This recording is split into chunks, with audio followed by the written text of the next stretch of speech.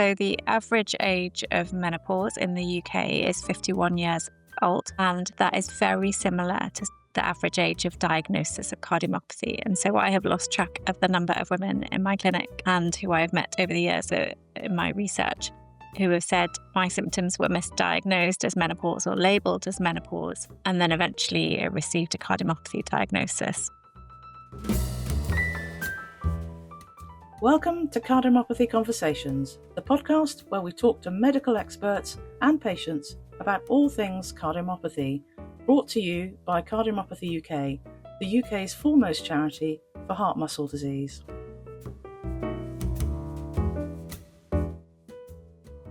Don't forget, if you enjoy this episode, to hit the like and subscribe button so we can notify you of every new episode. If you want to find out more about cardiomyopathy, check out our YouTube channel at youtube.com/Cardiomyopathy UK, or take a look at our website at www.cardiomyopathy.org.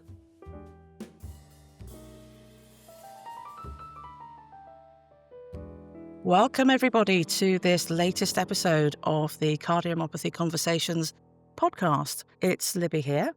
And I'm delighted today to be talking to Dr. Paz Tayal. Paz is an associate professor at the National Heart and Lung Institute and a consultant cardiologist specialising in cardiomyopathy at the Royal Brompton and Harefield Hospitals. Paz, it's a pleasure to have you on the podcast. Thank you very much for joining me. Thanks so much for having me, Libby. It's a pleasure to be here. Paz, I think today we're going to be talking about something that is close to the hearts of many women, I think in general probably, but more specifically those with a cardiomyopathy, and that's the effect of the menopause. So before we get into the cardiomyopathy side of things, can we just start by thinking a little bit about menopause? So when we say perimenopause or menopause or postmenopause, what do we actually mean when we use those terms? What do they describe? Yeah, of course, Libby. So it's important to every woman because every woman will go through this. So it is a normal part of physiology. So perimenopause is the time before periods stop. So when hormone levels go up and down.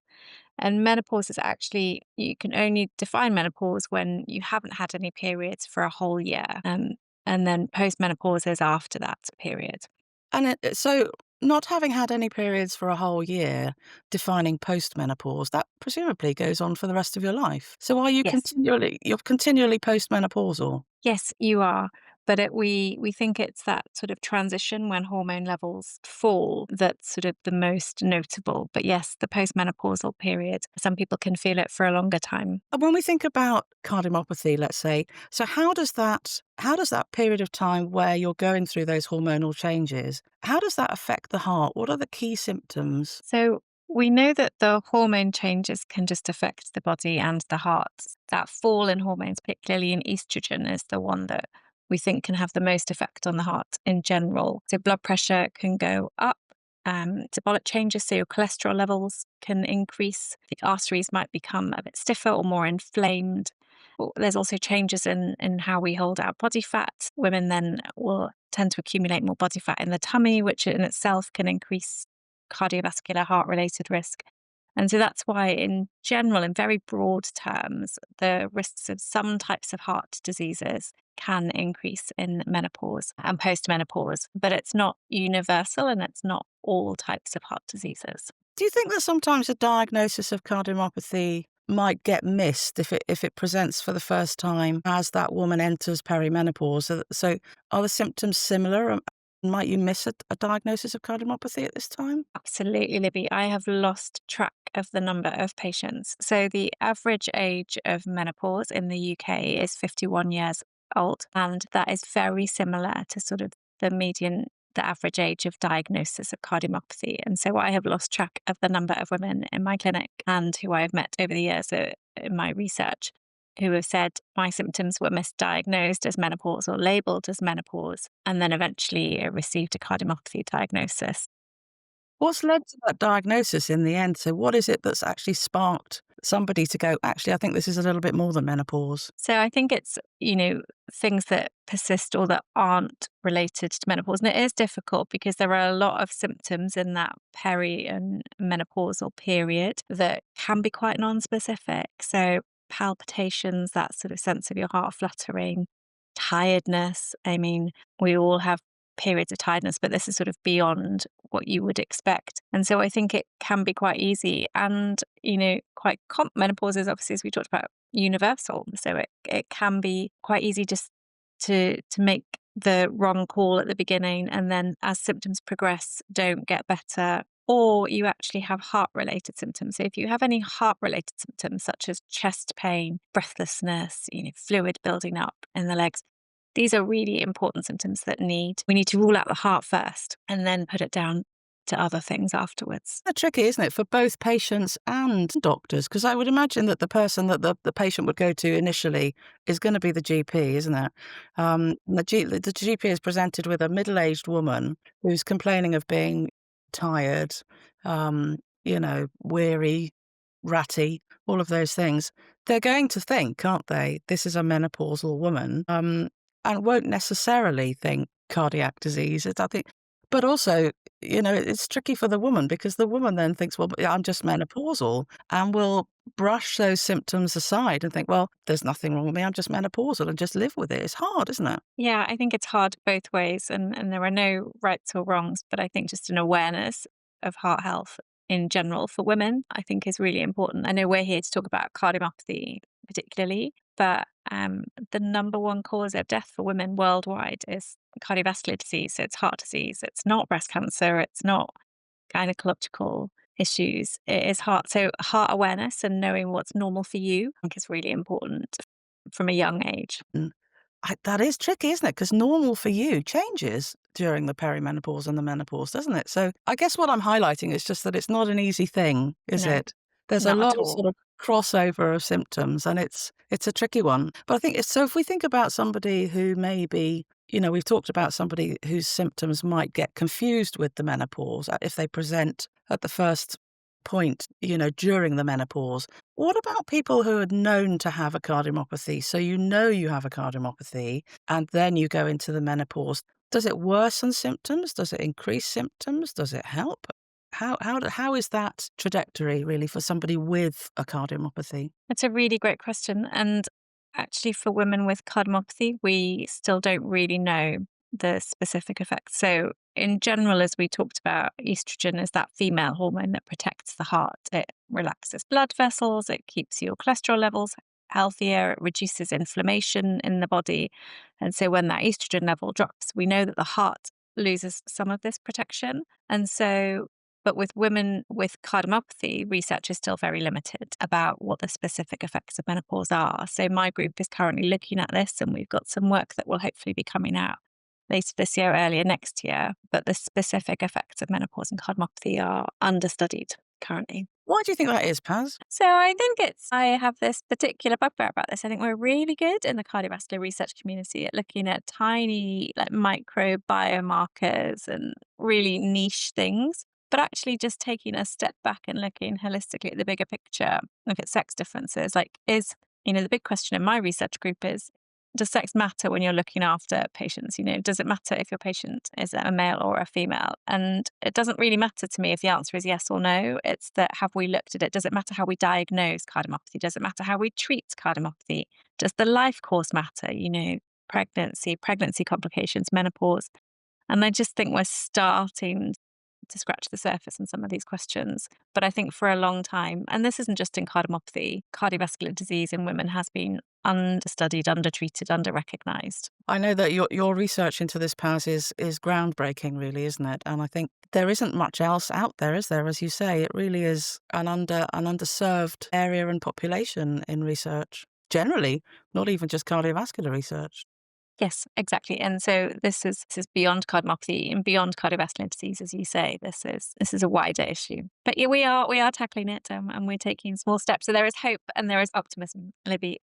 If we think about the woman with cardiomyopathy, okay, who is going into menopause, she's perimenopause or heading towards menopause, does her treatment for her cardiomyopathy change at all during that time? Does anyone look at it, or does everything stay the same? It's a good question. So I think in very general terms, obviously not specific to any particular patients, we would continue the cardiomyopathy treatment as is. I think the discussions are around additional treatments to manage menopausal and menopausal symptoms.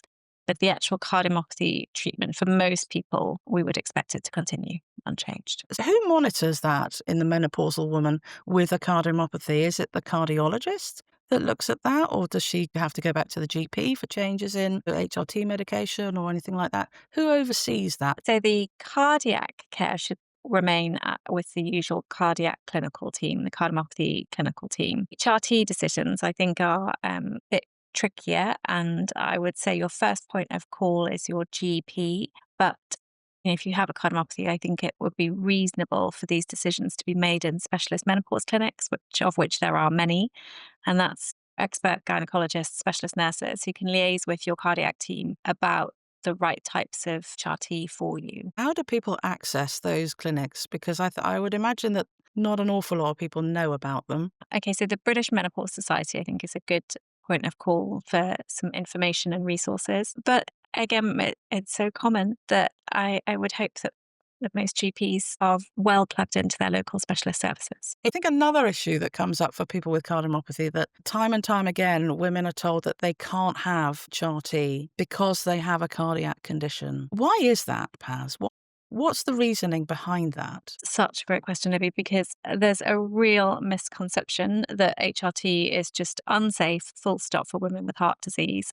And that's, for some women, that is unfortunately where the conversation ends. But even the British Menopause Society says that denying women with heart disease HRT might be doing them a disservice.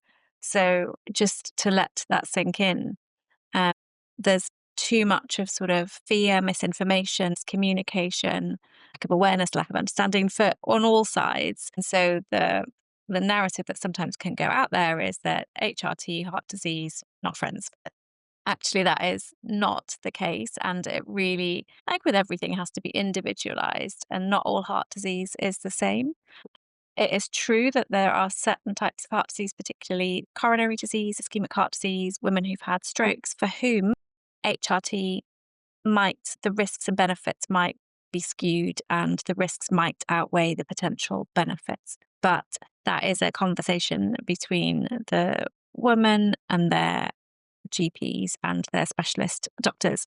For heart failure and cardiomyopathy patients, the short answer is that we don't really have enough data, as we talked about earlier. So there really isn't that research on this. The actual guidance from the British Menopause Society is very slim about, heart failure and HRT. So in general, the general principles for HRT are that the most benefit for symptoms are seen if you start HRT within 10 years of your menopause and if it started under the age of 60.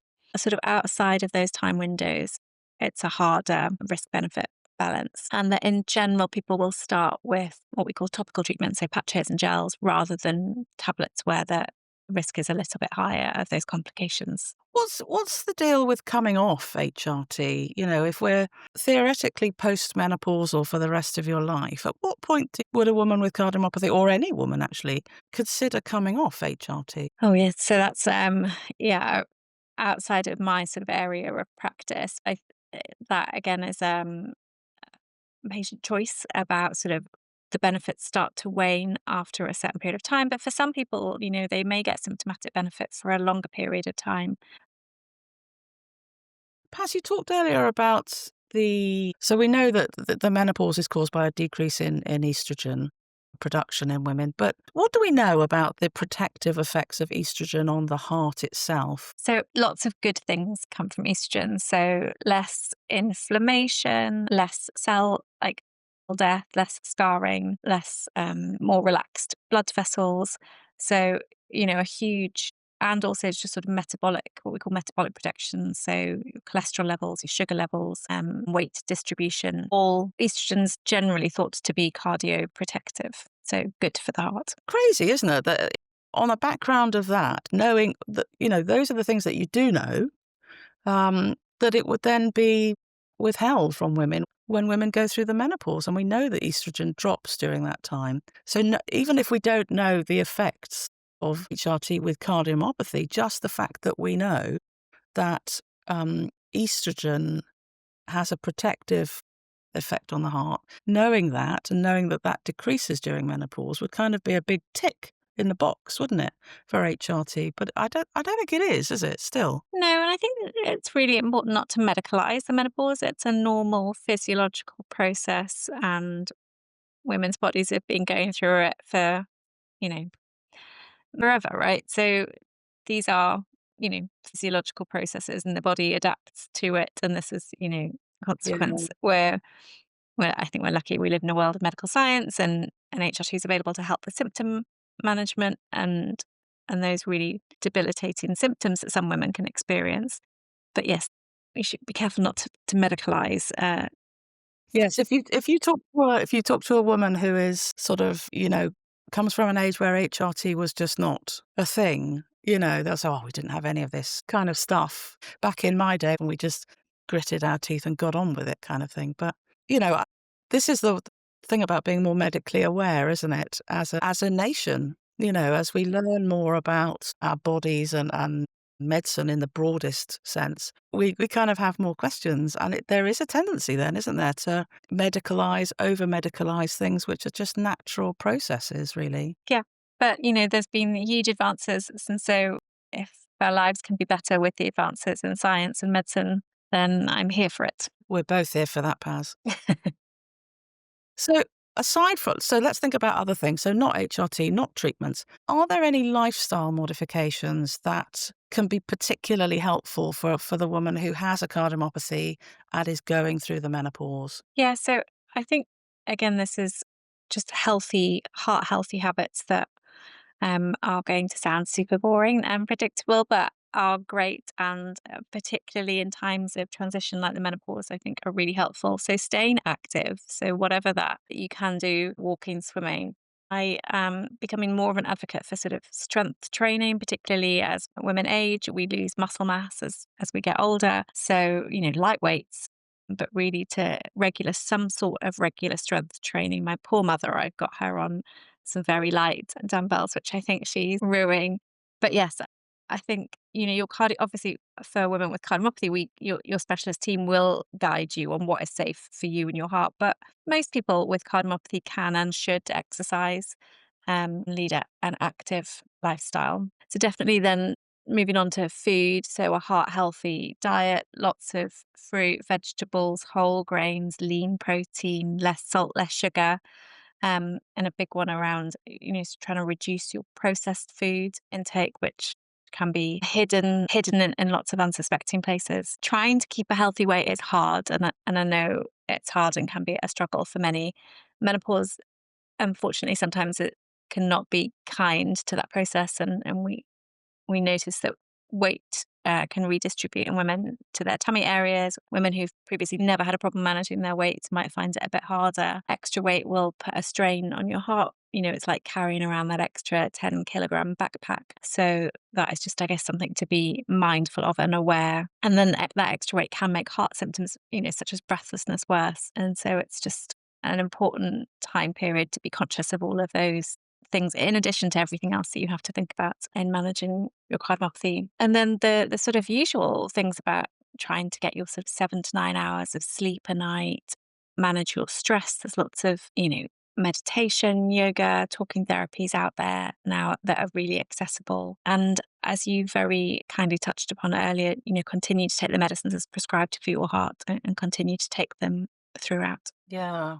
Do you know what? I mean, I suspect people listening might be nodding along as I am now, nodding along going, "Mm, yes." It's not so easy to put all that together, is it? When you think about, you've got to eat the right things, you've got to do the right things, you've got to exercise in the right way. There's kind of a lot when you've got a whole busy life going on, isn't there? 100%. Yeah, and it is a challenge, and there are lots of a huge amount of support in the community. Um, both within your sort of specialist service, but also just the broader community. You're not alone. You're not the only person. If a woman's listening to this and going through all of this on top of all their other medical issues, you're not alone, and you will get through it. probably a random question, Paz, but have you found in your practice that women with different types of cardiomyopathy are affected in different ways? So say, for example, a woman with dilated cardiomyopathy, will she suffer more going through the menopause than someone with hypertrophic cardiomyopathy? Or is it a complete, it doesn't matter which type of cardiomyopathy you have? I'm certainly not aware of that from my clinical practice, and I'm also not aware of any published research on that has looked specifically at that question yet. So, Paz, you've recently published some groundbreaking research into sex-based genetic differences in dilated cardiomyopathy, where you found that dilated cardiomyopathy affects twice as many men as women. Do you think that as research focuses more on sex differences, that we might start to see sex-specific guidelines put into place for the treatment of and management of cardiomyopathies? Do you think that might be a natural progression from this kind of research? Yeah, I would. I think we are moving towards that. I think we are starting to build an evidence base where sex is an informative variable. It does matter. So some of the work that my group published earlier in this year shows that at the moment, more men are being diagnosed than women with dilated cardiomyopathy, and like 4 times as many men compared to women. And then we applied sort of sex specific, so diagnostic criteria, so tailored to whether you're a man or a woman and how your scan looked. And we found that doing that process, we could potentially diagnose more women with dilated cardiomyopathy. So more women were maybe not being diagnosed because we were not using sex-specific criteria. However, what was super interesting about that is that even when we did that and we tried to balance things out, we still didn't get an equal number of men and women diagnosed. So there is still something where either women are protected during part of their life course or men are more at risk. And we're trying to understand why that is and what's going on. And so just over the summer, we published some work looking at, did the genetic causes differ in men and women? So we looked at the genes that cause DCM, and we looked at, do men and women have different amounts, so frequencies of abnormalities in different genes? And for the vast majority of genes, there's no difference, but there were 2 important, exceptions to that rule. That titin, so the commonest genetic variant, was much more likely to be found in men. And then uniquely something called desmoplakin, which can cause sort of an arrhythmogenic type of cardiomyopathy, was much more likely to be found in women. And at the moment, we don't understand what the reasons are behind that. But yes, so I think my sort of hope for the future, and I think the field is moving this way, is that we don't think about dilated cardiomyopathy, arrhythmogenic cardiomyopathy, hypertrophy. We think about a particular gene. So a titin cardiomyopathy, a desmoplakin cardiomyopathy, a lamin cardiomyopathy, and they each behave so differently. And I think sex has a really important effect, but it's not the same across all of those different genes. Fascinating, isn't it? I think so, yeah.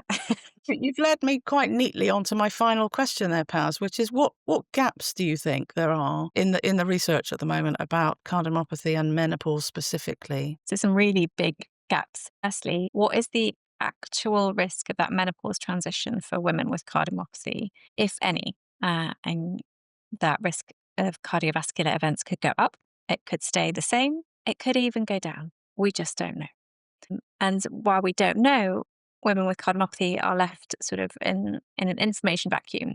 We don't know what that transition period looks like, and so we don't know what their care should look like during that period.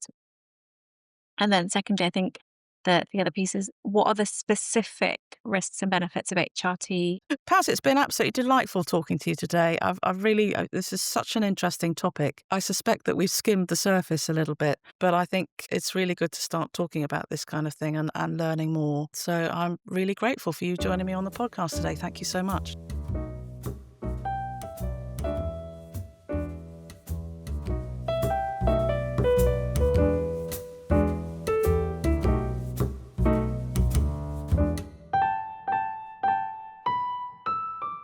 Thanks for listening to this episode of Cardiomyopathy Conversations.